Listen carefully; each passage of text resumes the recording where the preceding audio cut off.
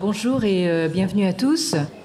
Notre premier orateur est le professeur William Chabas, qui va nous parler du génocide, norme de droit coutumier, mais depuis quand? Le professeur Chabas de l'université de Middlesex à Londres est spécialisé en droit international des droits de l'homme et en droit pénal international. Il a publié plus de 20 ouvrages dans les domaines de la discrimination raciale, du crime de génocide, de la peine capitale, de la Cour pénale internationale, de la Convention européenne des droits de l'homme et du pacte international relatif aux droits civils et politiques. Le professeur William Chabas réunit sur sa tête plusieurs casquettes. D'abord, en tant qu'universitaire, il a, comme je l'ai dit, publié un certain nombre d'ouvrages. Il est également professeur émérite à l'université de Leiden et à l'université de Galway en Irlande. Il a été chercheur invité à l'École des affaires internationales de Paris, Sciences Po. Et il est également un praticien du droit privé. Il est avocat au barreau du Québec et Daw Tennant à Londres. Et il a plaidé devant plusieurs cours et tribunaux nationaux et internationaux, notamment donc la Cour internationale de justice, la Cour pénale internationale et la Grande Chambre de la Cour européenne des droits de l'homme. Et je finirai en signalant que le professeur Chabas a préparé les rapports quinquennaux du secrétaire général des Nations Unies sur le statut de la peine capitale pour 2010, 2015 et 2020. Professeur Chabas, la parole est à vous. Le titre de mon exposé fait référence au droit coutumier. Il y a en droit international deux sources principales. Le droit conventionnel, les traités, dont la Convention sur le génocide, et le droit coutumier. Le droit coutumier qui est un droit qui n'est pas écrit, qui n'est pas codifié, et c'est un droit dont la preuve est faite par deux éléments, la pratique des États et une reconnaissance par les États que cette pratique corresponde à une obligation juridique. Et donc, lorsqu'on parle dans le dessin de M. Chapet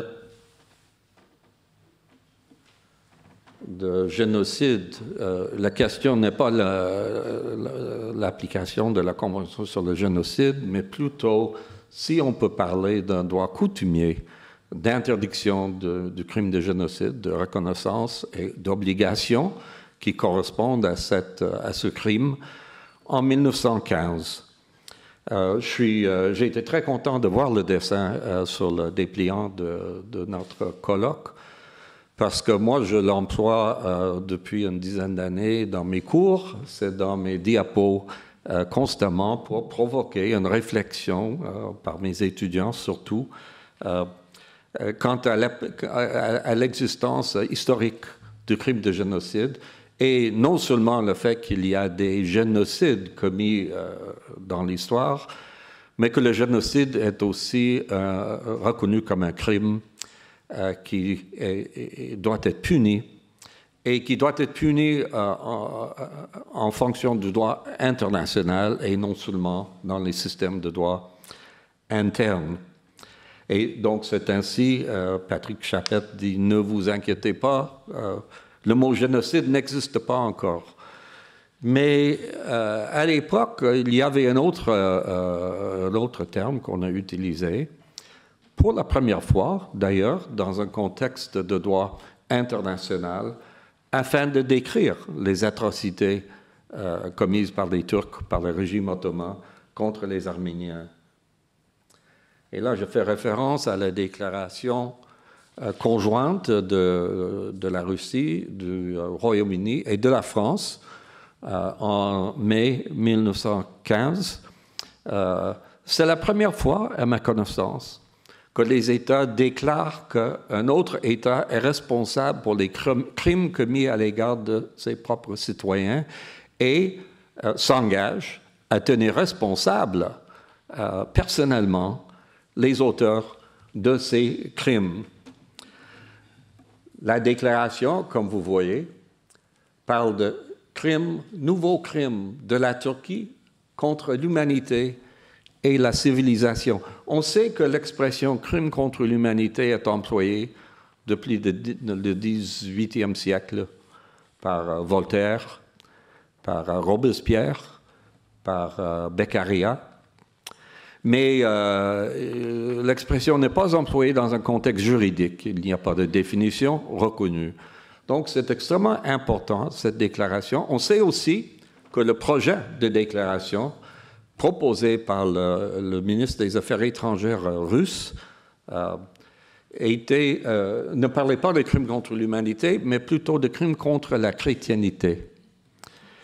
Et c'est le ministre français, Delcassé, qui s'objecte et qui dit, et je cite, il dit il faut tenir compte de l'intérêt qu'il y a à ménager le sentiment des populations musulmanes qui vivent sous la souveraineté de la France.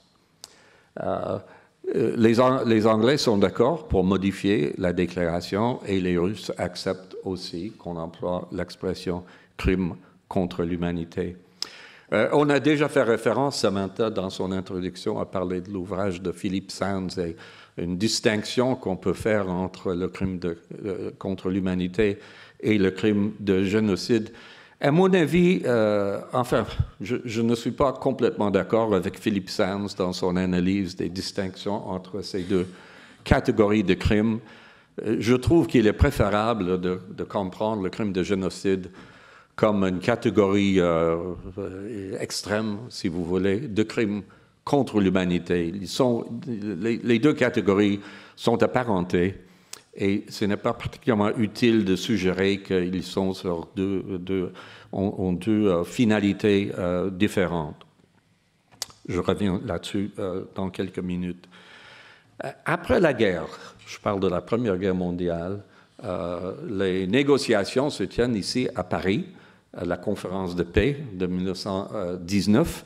Il y a une commission qui est établie afin de préparer le cadre juridique des poursuites des Allemands pour les atrocités, mais également les Turcs pour les atrocités, c'est-à-dire de tenir responsables, après la guerre, les auteurs d'atrocités et de crimes de guerre. C'est la première fois que ça se fait sur le plan international. Et les 15 grands experts en droit international se réunissent ici à Paris pendant 2 mois, janvier, février 1919, et préparent des projets d'articles pour les conventions qui seront adoptées plus tard pendant l'année. Lors des débats, le représentant de la Grèce, Politis, qui est un très grand juriste, je crois qu'il était doyen d'une fac de droit ici en France d'ailleurs, et Politis dit, et je cite, « Il faudrait comprendre dans cette poursuite d'ordre international des faits qui sont contraires à ce qu'on pourrait appeler la loi humaine, la loi morale. » Et Politis est à la recherche, enfin, d'une justification juridique pour la poursuite de crimes qui n'étaient pas codifiés avant 1919. Ils ne se trouvaient pas dans les textes. On a parlé dans la déclaration de crimes contre l'humanité, mais si les Turcs avaient dit « mais c'est écrit où ?» Mais c'était écrit nulle part. Alors pour Politis, donc, la manière de justifier ces poursuites était de faire appel à ce qu'il appelait la loi humaine, la loi morale. Et on va voir un peu la même approche par les tribunaux à la fin de la Deuxième Guerre mondiale. Enfin, certaines dispositions, dans un premier temps dans le traité de Versailles et dans les autres traités avec les pays vaincus, Trianon, Saint-Germain, j'oublie le troisième, enfin, il y avait 4 grands traités. Et puis, on arrive enfin au traité de Sèvres, qui est négocié en 1920 par la Conférence des ambassadeurs. Et là, les Anglais disent on ne peut pas simplement répéter les clauses dans les autres traités, y compris Versailles, parce qu'on s'est engagé en 1915 à poursuivre les Turcs, les Ottomans, non seulement pour les crimes de guerre commis contre nous, mais pour les crimes commis contre leurs propres citoyens, les Arméniens. Et c'est ainsi qu'on va ajouter une disposition au traité de Sèvres, mais qui n'est malheureusement pas ratifiée, donc les procès n'ont jamais eu lieu.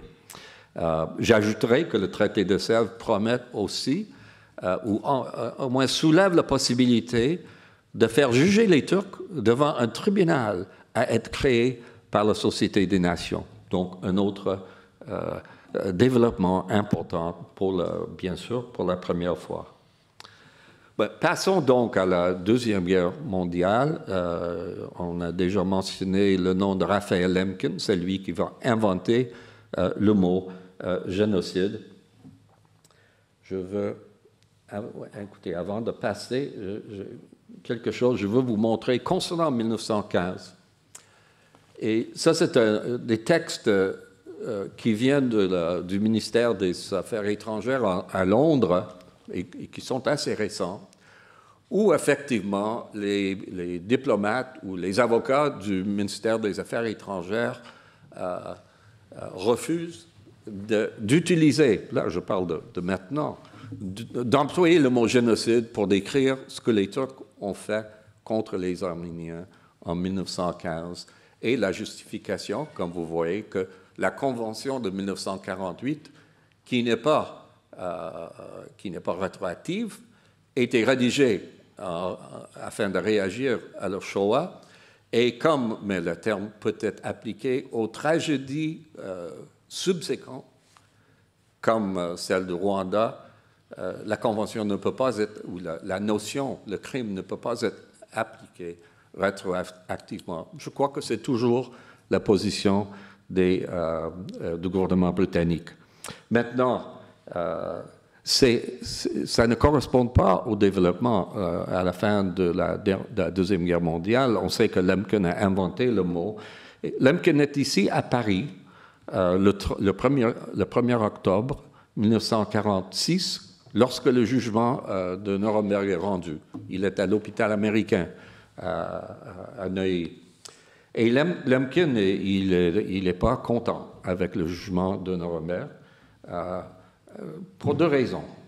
La première raison, moins importante, je crois, c'est que son mot, chéri, n'était pas employé dans le jugement par les juges. Certains des avocats, pendant le procès, l'ont employé, mais les juges ont plutôt opté pour l'expression qui se trouvait dans la charte du tribunal, crime contre l'humanité. Mais les actes qui correspondaient aux actes de génocide étaient effectivement punis par le tribunal de Nuremberg comme crime contre l'humanité. Mais là, Lemkin a un autre grief avec le tribunal de Nuremberg parce que les juges ont décidé de restreindre la notion de crime contre l'humanité aux actes commis pendant la guerre. Et tout ce qui est fait par les nazis avant le début du mois de septembre 1939, lorsque la guerre a commencé, était déclaré hors compétence du tribunal militaire international. Alors, Lemkin retourne immédiatement à New York, où il habite. Il est réfugié de l'Europe. Et il circule lors de la première session de l'Assemblée générale des Nations unies, qui commence à New York fin octobre 1946.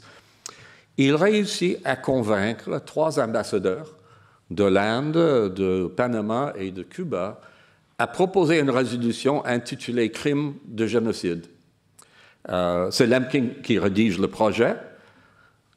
C'est l'ambassadeur cubain qui le propose à l'Assemblée générale vers la fin du mois de novembre, mais il lit un discours qui est, semble-t-il, rédigé par Raphaël Lemkin et qui déclare que le but de la résolution est de corriger les défauts du jugement de Nuremberg. Alors, la résolution proposée, voici le projet de Lemkin qui commence dans le préambule, attendu qu'au cours de l'histoire, et plus spécialement les temps derniers, de nombreux cas de destruction partielle ou totale de groupes nationaux, etc., etc. Donc, Lumpkin fait appel à l'histoire. Ce paragraphe est un peu abandonné pendant les négociations de la résolution, mais ce qui reste dans cette résolution de 1946, c'est la phrase que vous voyez au fond de la page. On a vu perpétrer, donc on a vu perpétrer dans le passé. Cette résolution qui va également demander au Conseil économique et social de préparer un projet de convention qui sera adopté 2 ans plus tard. Mais tout le monde sait en 1946 que l'Assemblée générale n'est pas une législature, ne peut pas légiférer. Et donc, ce n'est pas l'Assemblée générale qui crée le crime de génocide, mais ce que l'Assemblée générale peut faire est de déclarer l'existence d'un crime de génocide qui existe déjà.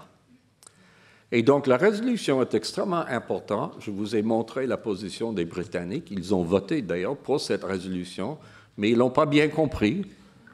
Ils n'ont pas bien compris ou ils l'ont oublié, parce que la résolution de l'Assemblée générale, adoptée le 11 décembre 1946, reconnaît que le crime de génocide a été un crime en droit international, non seulement le 11 décembre, mais le 10 décembre, et le 9 décembre, et le 8 décembre, et ainsi de suite. Et la difficulté, question que je pose dans le titre de mon intervention, c'est on peut remonter jusqu'à quand? Est-ce qu'on peut remonter à 1915, 1904 pour le génocide des Herero et des Nama en Namibie, 1871 pour les communards, 1848 pour les Irlandais victimes de la famine? Ça, c'est la difficulté lorsqu'on essaie d'identifier une règle coutumière de criminalisation du crime de génocide.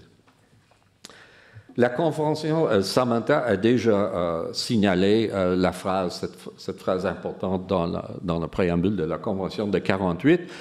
J'ajouterai seulement que les juges de la Cour internationale de justice, dans l'affaire Croatie contre la Serbie, rendue en 2015, ont affirmé que la Convention ne peut pas avoir de portée rétroactive. Donc, on ne peut pas poursuivre un État pour un génocide commis avant l'adoption ou plutôt l'entrée en vigueur de la Convention en 1951, et la date peut varier aussi selon si l'État en question a ratifié la Convention sur le génocide. En 1951, la Cour internationale de justice se prononce sur la Convention sur le génocide. C'est ce qu'on appelle un avis consultatif, comme l'avis, par exemple, rendu par la Cour en juillet dernier concernant l'illégalité de la colonisation ou de l'occupation de la Palestine, et dans lequel il y a des déclarations intéressantes. Les principes qui sont à la base de la Convention sont des principes reconnus par les nations civilisées, expression qu'on n'utilise plus, comme obligeant les États, même en dehors de tout lien conventionnel. Et là, plus loin, on parle du caractère universel à la fois de la condamnation et de la coopération nécessaire, etc. Alors, ces 2 textes sont souvent invoqués pour affirmer que les textes de la Convention sont également les textes de droit coutumier. Et vous pouvez vous demander, mais c'est quoi l'utilité donc de la coutume si nous avons déjà une convention qui dit la même chose?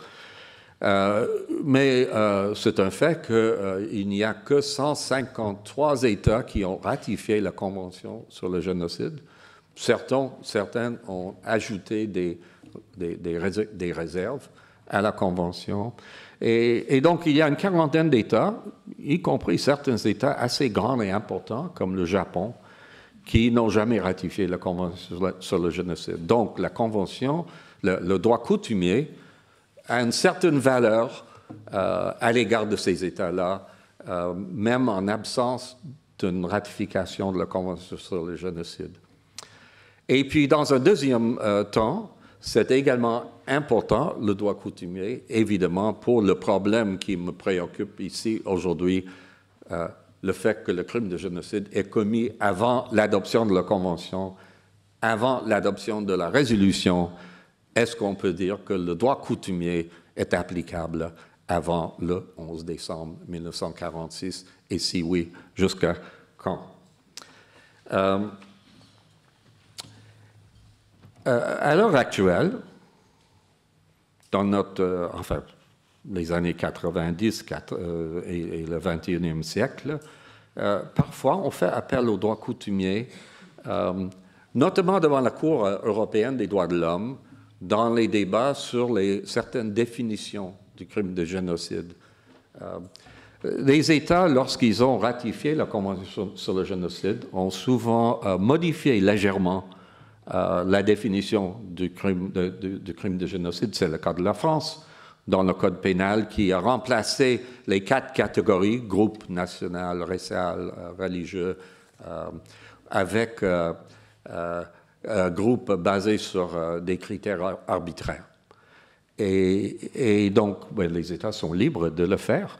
Plusieurs États ont ajouté, par exemple, le groupe politique à cette énumération dans la définition de génocide, dans leur droit interne. Puis ils sont libres de le faire, mais dans la mesure où ils ne l'appliquent pas rétroactivement. C'est là où les difficultés se présentent, parce que la Convention européenne des droits de l'homme dit qu'on ne peut pas juger quelqu'un ou punir quelqu'un pour un crime qui n'était pas un crime en droit interne ou en droit international lorsque le crime était commis. C'est un texte qui vient d'ailleurs de l'article 11 de la Déclaration universelle des droits de l'homme, adoptée ici à Paris aussi le 10 décembre 1948. L'affaire principale est une affaire contre la Lituanie, dans laquelle j'étais conseiller de la Lituanie. La Lituanie, après son indépendance, a modifié la définition de génocide pour ajouter les groupes politiques. Pas de problème. Mais la Lituanie a décidé de juger des responsables du régime soviétique pour des actes commis pendant les années 50 comme crimes de génocide. Et en appel devant la Cour européenne des droits de l'homme, on a débattu si on pouvait juger quelqu'un pour un crime de génocide contre un groupe politique pendant les années 50, même si la définition dans la Convention sur le génocide ne parle pas de crime de groupe politique. Mais la résolution de 1946 le fait. La liste de groupes protégés par la résolution de l'Assemblée générale de 1946 est plus large. Et les groupes politiques sont identifiés dans la résolution. Alors, c'est ce que j'ai plaidé devant la Grande Chambre de la Cour européenne des droits de l'homme. J'ai réussi à convaincre 8 juges de la Grande Chambre de la Cour européenne des droits de l'homme. Pour un plaideur, c'est quand même pas mal. La seule difficulté, c'est qu'il y a 17 juges dans la Grande Chambre. Vous avez 8 sur 17, une voix de trop contre moi. Et donc, les juges ont rejeté cet argument. Je trouve que souvent, on perd de procès et on accepte que les juges étaient quand même raisonnables et peut-être qu'on méritait de perdre. Mais je ne peux pas pardonner les juges pour ce jugement. Je pense que c'était une erreur. Mais je donne cet exemple pour démontrer l'importance de la coutume, si vous voulez, et des débats sur le contenu du crime en droit coutumier.